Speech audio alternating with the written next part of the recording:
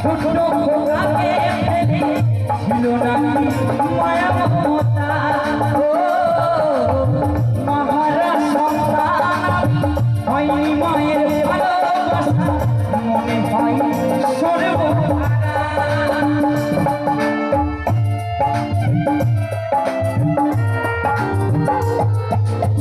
কেন সে চলে